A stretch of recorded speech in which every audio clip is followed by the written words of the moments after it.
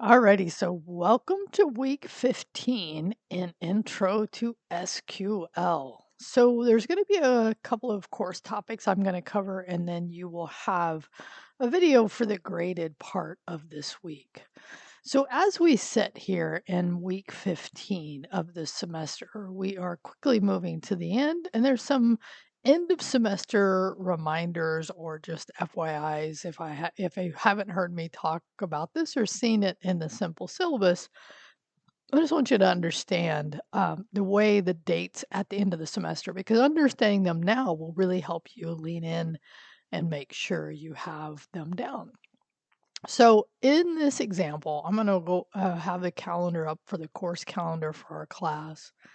You can see when I'm recording, but I'm going to roll forward to May. Okay. So in May, on May 15th, which will be here, right? So this is week 17. It will be your last problem set. Don't panic after doing the two writing code alongs. And so at this point on week 17, this will be the last day to schedule yourself for a technical interview. Okay.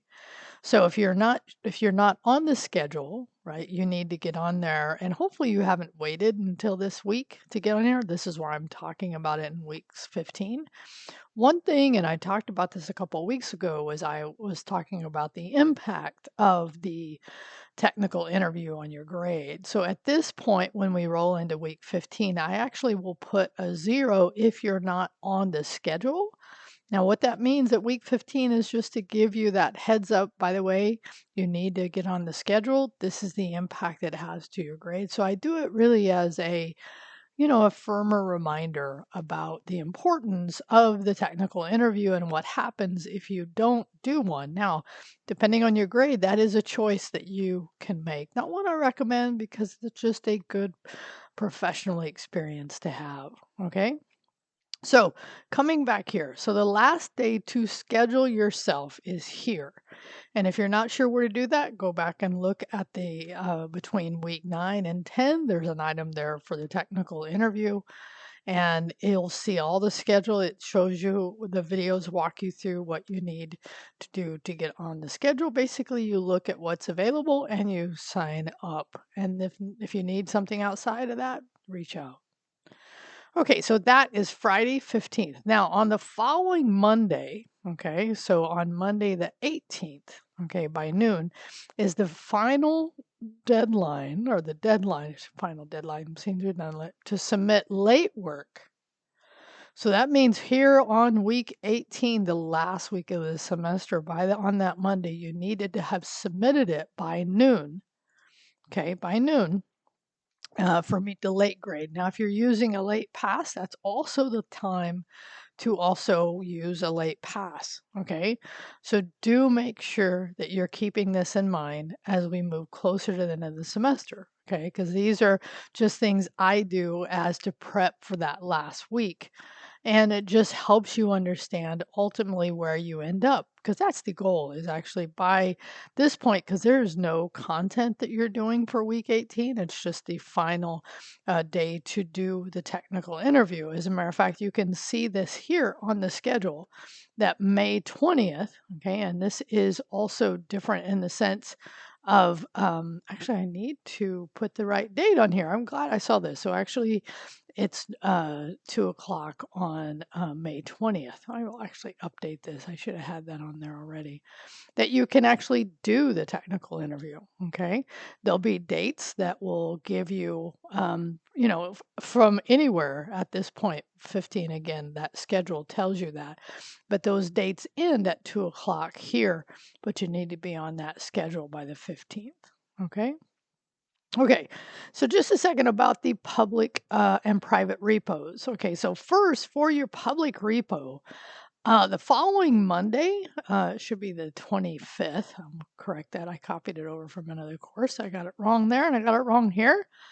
No big deal, but really on that Monday, following the end of the semester, I start prepping GitHub for the following semester. So I remove your access.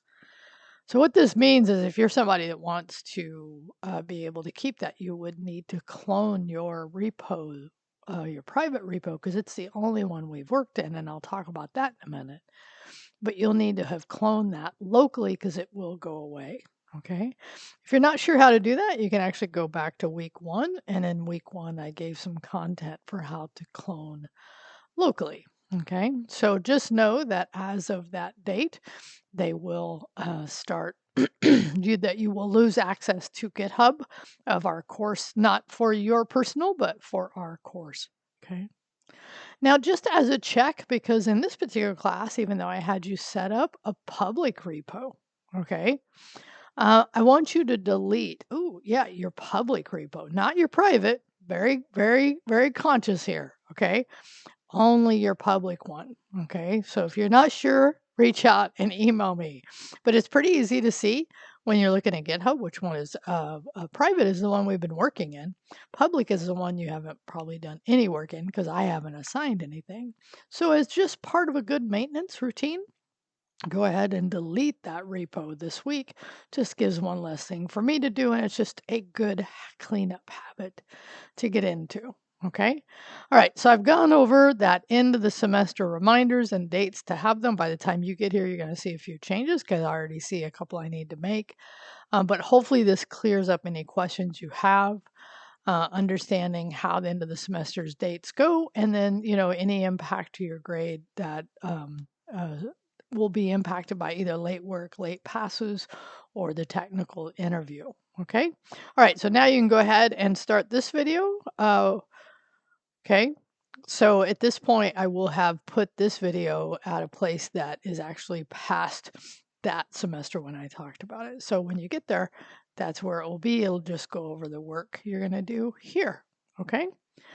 Which is really helpful for next semester students. All right. Have a good one.